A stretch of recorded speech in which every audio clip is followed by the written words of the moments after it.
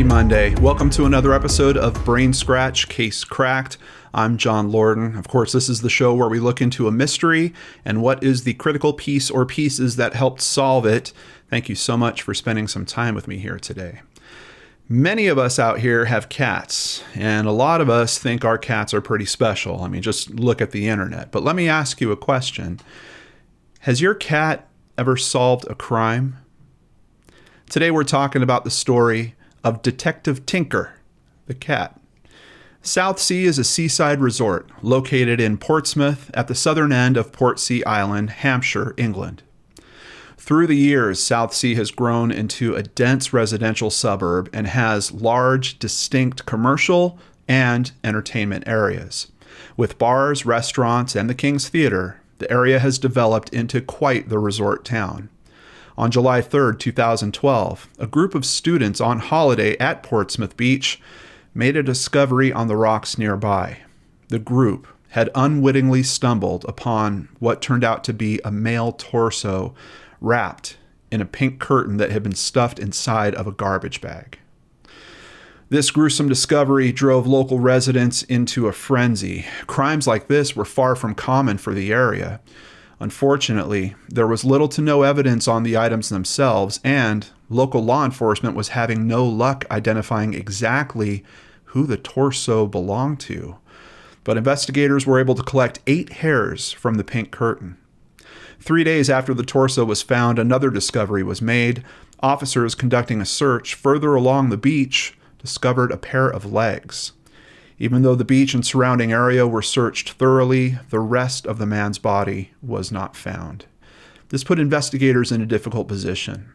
Unless the man's DNA turned up in a criminal database, they had no idea who they had found.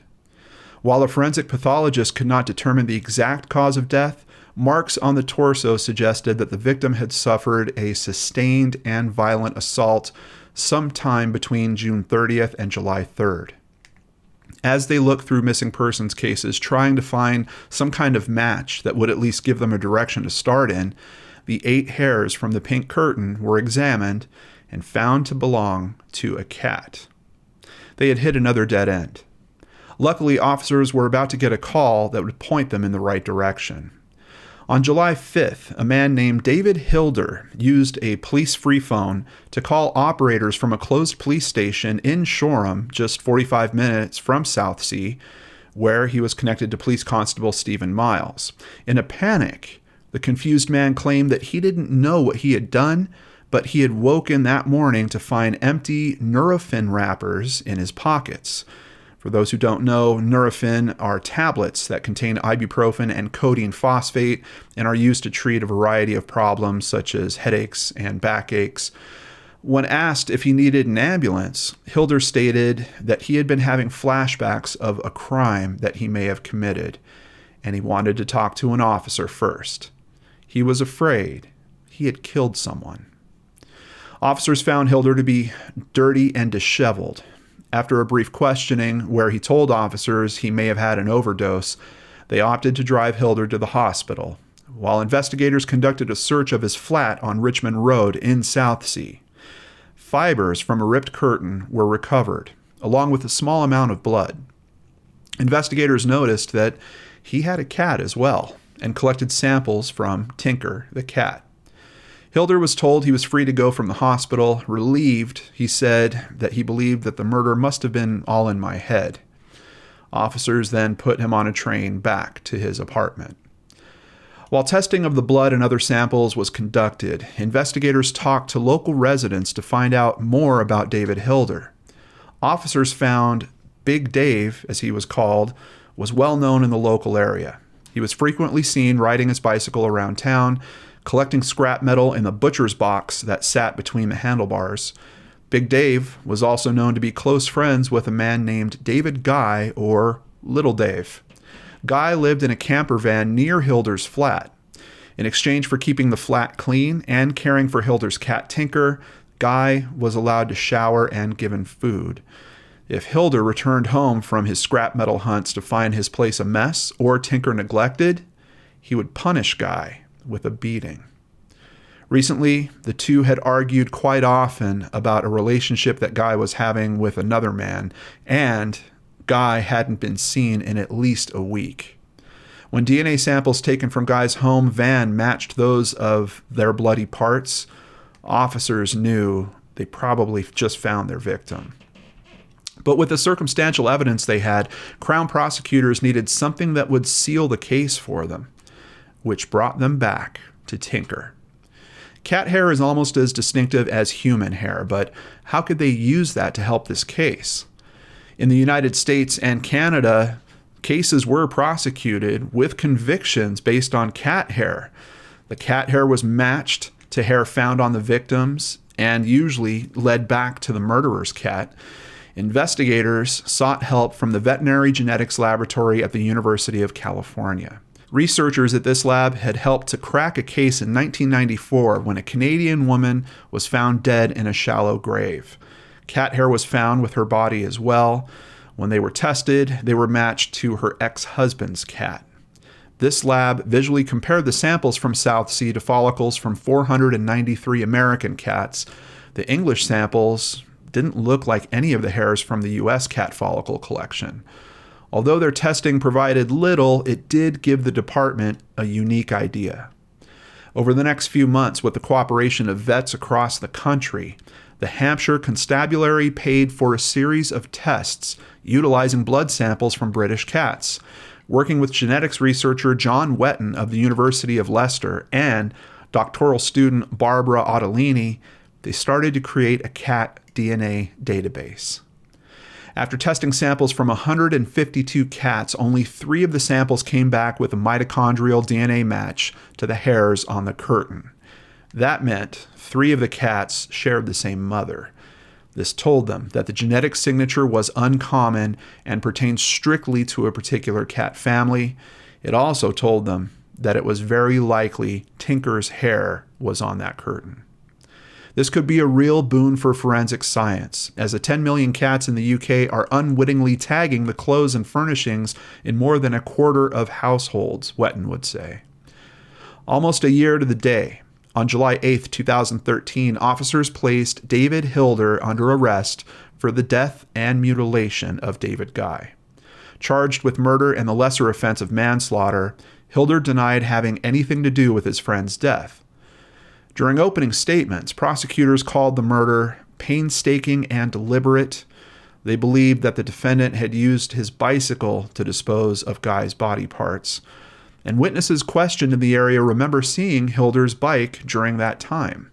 Prosecutors stated, "It took time, it took clarity of thought, and it took planning."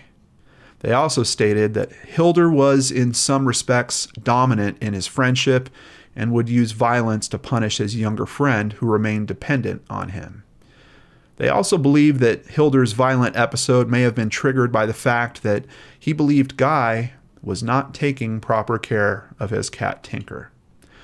Hilder's attorney emphasized his client's low IQ, which was 63, learning disability, and severe depression.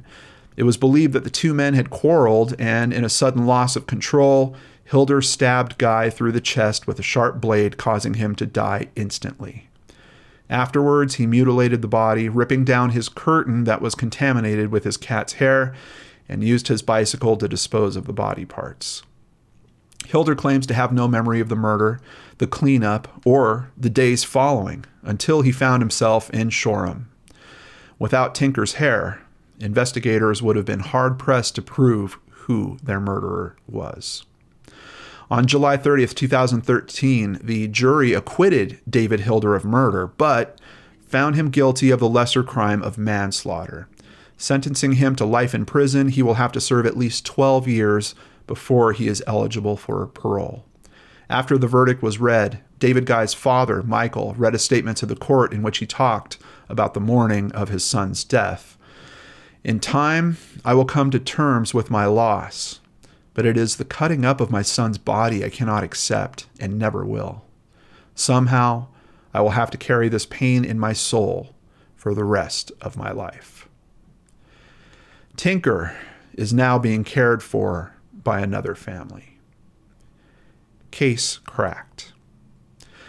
I'd like to give a very big thank you to BBC.com, NBCnews.com, the Daily Mail, Wikipedia, and NationalGeographic.org. Of course, a huge thank you to Christy Arnhart for researching and writing up today's case. It's really interesting to hear about evidence like this. I really appreciate when we can find a case that is solved in some unconventional way. And this is pointing towards a whole new realm in terms of fighting crimes like this. That other case that happened with a Canadian woman, in that case, it was a leather jacket that was left behind that had her blood all over it, and they found the cat hair inside of one of the pockets. That hair traced back to her ex-husband's cat, whose name was Snowball. But really interesting to see cases being solved in this way. And as a matter of fact, I just wanted to let you guys know that there is a new episode of Crime After Crime coming out on April 1st that is specifically about what we call the craziest evidence. And just to give you guys a little bit of insight, the story that I'm telling on that episode is about bug guts. Yeah, you don't want to miss that one. Also, I know right now consuming true crime content is not the same as before we were in this situation. So I'm really thinking about trying to do some other types of content on top of the regular shows. The regular shows aren't going anywhere. The fact of the matter is we still need to look for missing persons. We still have unsolved murders that are happening. That doesn't die down because of what we're going through right now. So I'm not going to stop doing those shows. The viewership might decline on those shows, but I know it's important to the families, and those are still kind of what I consider signposts for those cases. So people that are coming into it later, YouTube is the #2 search engine in the world. I think it's just as important to put those videos up and to have them there for whenever people are looking into that specific case. So I'm going to keep working hard to keep working on cases and presenting them. But I know that there's a lot of you out there that also want to spend your time doing kind of different stuff in different ways. So I'm really working hard to think about what I can do along those lines. I've got a couple of ideas. I think I'm going to start kind of testing those out a little bit next week, actually possibly later this week. So keep an eye out on the channel, maybe a live stream, maybe some other stuff, but I really just want to connect with you and give all of you brain scratchers a place where we can kind of connect together, share our time together. And, if we want to talk about cases, we could talk about cases. If we want to talk about other stuff, we can do that too. So I'm trying to build new forums for that, essentially. Wish me luck. Hopefully this will all come together. A big thank you to Arlene Jones and Randy for increasing your Patreon pledges. And I just want to wish all of you out there health, peace, and safety. I'll see you again soon right here on the Lord and Arch channel.